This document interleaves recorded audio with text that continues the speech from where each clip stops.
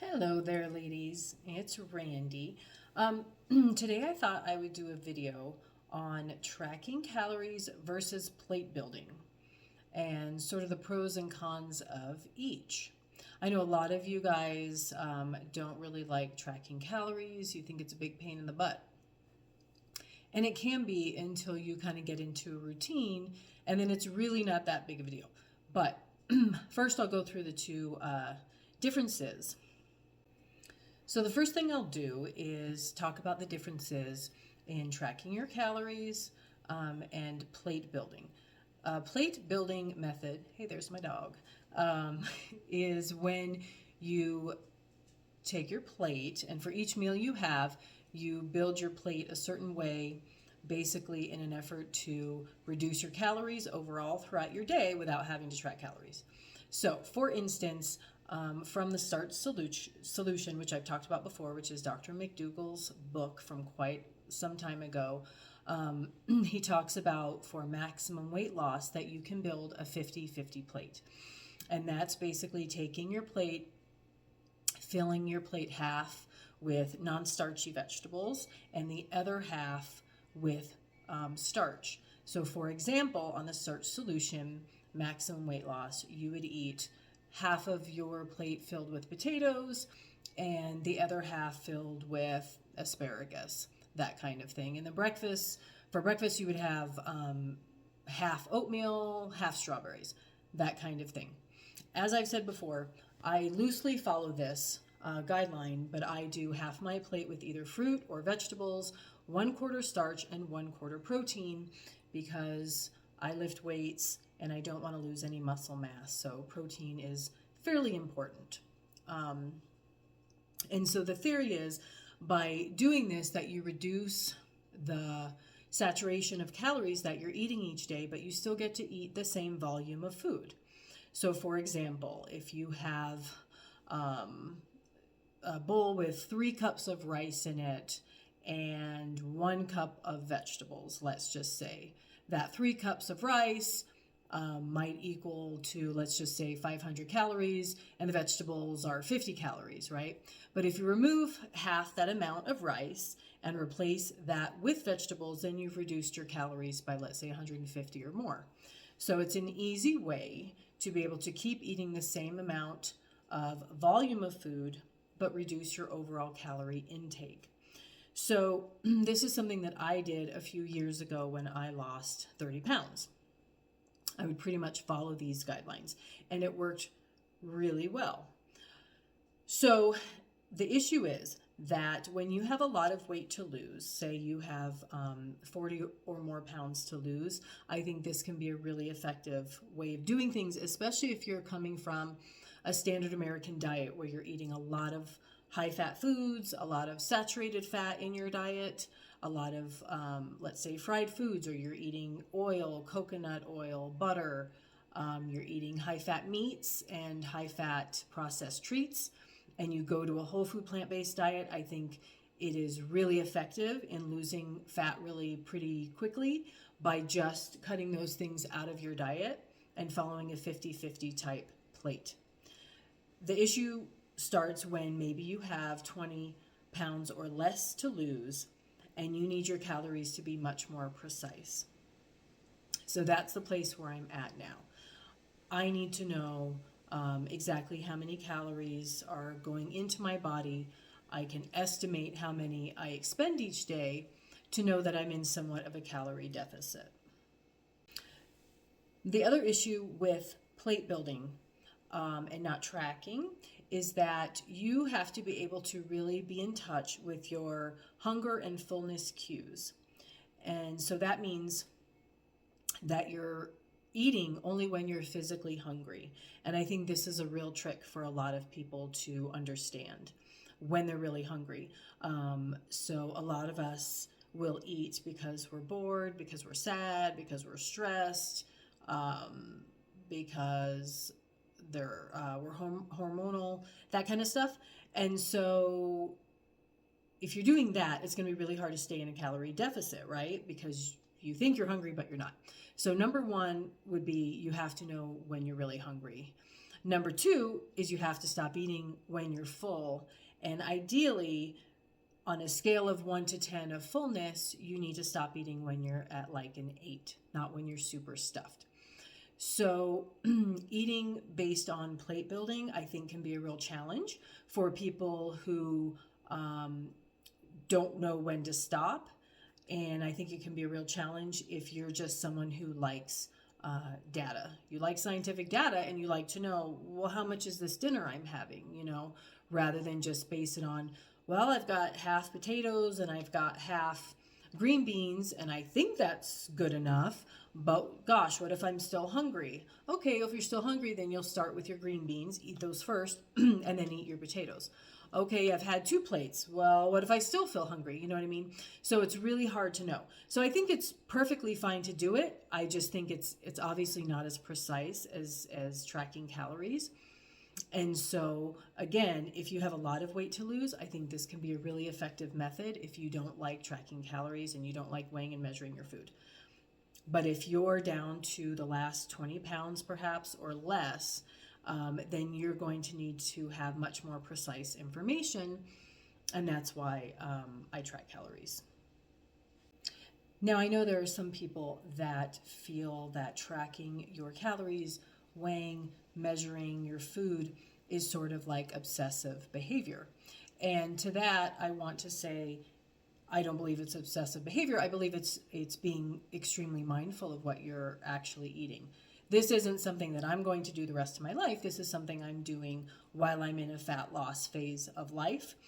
And then after I'm done with my fat loss phase and I'm at a weight that I'm comfortable with, then I will basically eat the same kind of stuff that I've been eating, knowing in my head approximately what those calories are going to be. And then the biggest thing is to just track my weight maybe once a week and just see if I'm still on the right path.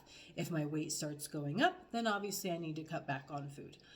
So it's kind of just getting to know like what you need for your own fat loss journey and what you need for your own maintenance.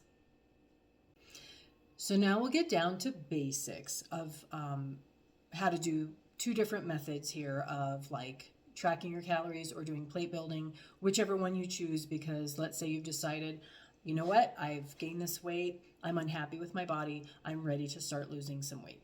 So the first way is if you want to try, and let's say you have maybe 30 or 40 or more pounds to lose. So the first thing you can try is the plate building method. So if you're having oatmeal for breakfast, you would basically just cook your oats, throw them in a bowl, throw in some fruit with that visually, basically eyeballing it and seeing that it's 50-50. If you're like me, I throw in a scoop of protein powder. So like I said, I have more of 50, 20, 25, 25 kind of plate. If you eat that and you're still hungry, then Dr. McDougall would say you have another serving of fruit first, and then you can have your another serving of oats. Obviously, you have no idea how many calories you're eating, so this is a very much a trial and error kind of way of doing things. If you need a snack at any time in the day, according to Starch Solution, you would have a fruit or some vegetables and maybe some fat-free hummus with your vegetables, that kind of thing. Keep it super, super simple because, again, you're trying to keep your calorie density low.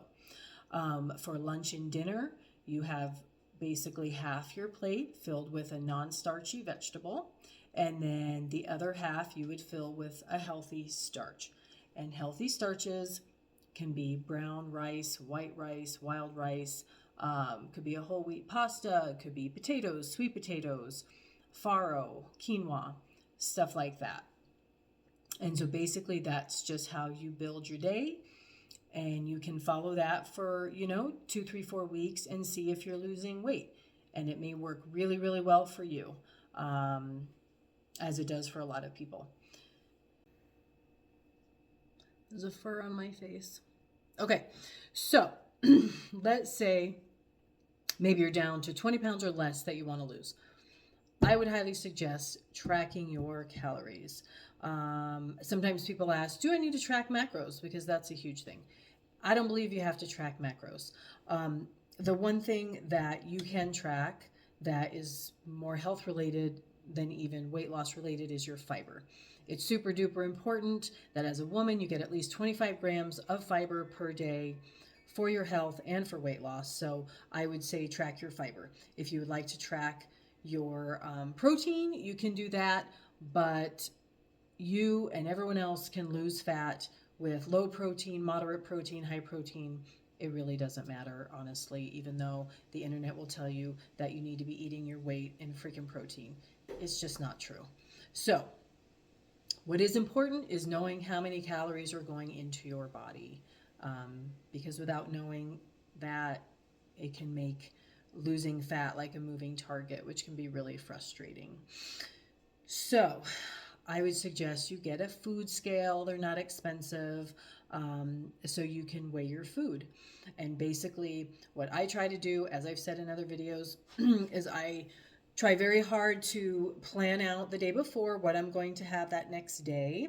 And I try to put it in my Fitness Pal. I have everything in my head. I know what I'm eating and I know what the measurements are. So I put it in my Fitness Pal the day before. So I know exactly what I'm eating and I don't have to make any decisions about food. So how many calories do you eat to lose fat? That is a huge question, right? I'm going to link in the description the BMR calculator that I like to use. It's free, it's easy to use, and basically you'll input your height, weight, age, and activity level, and it will tell you what your basal metabolic rate is, and that is the calories. Those are the calories that you burn every day just from existing, right? Like if you just sat on the couch all day, that's how many calories supposedly you burn. Now again, take this with a grain of salt because I did it months ago and it told me that for all of my information that I burned basically I think around 1,400 calories a day just existing. So I base my calorie deficit off of that number. And after 8 weeks, I had lost about 2 pounds, which told me that that is not my BMR right now. So, and then once I got the Hume body scale, that indicated I burned more like 1,200 calories a day. So that was a huge eye-opening, experience, realizing like, oh, okay, so my metabolism is not as fast as it either should be or once was, which is very often the case when your hormones are doing crazy shit. So again, use the calculator to figure out what your maintenance calories would be. So for example, between my BMR, what I burn each day by existing, and my activity level to maintain my current weight, let's say I need to eat about 2,000 calories per day. So if I want to lose weight, you can create a deficit with your calories of anywhere from 250 to 500. That's the most comfortable thing to do. Of course, you can do more, but it'll be more of a struggle. So that's why I've set my calorie goal to about 1,500 calories a day. That's a 500 calorie deficit, granted, give or take on my activity level for that day, right? And that's where I sit with my calorie deficit. So that tells me how many calories that I need to consume per day. It's really that simple. That's the thing. This is actually really, really simple. It's just not easy because we have stress, we have emotional things going on, we have hormonal issues going on, we have fatigue. There's so much crap that gets in the way of just doing what we need to do to stay in that calorie deficit each week.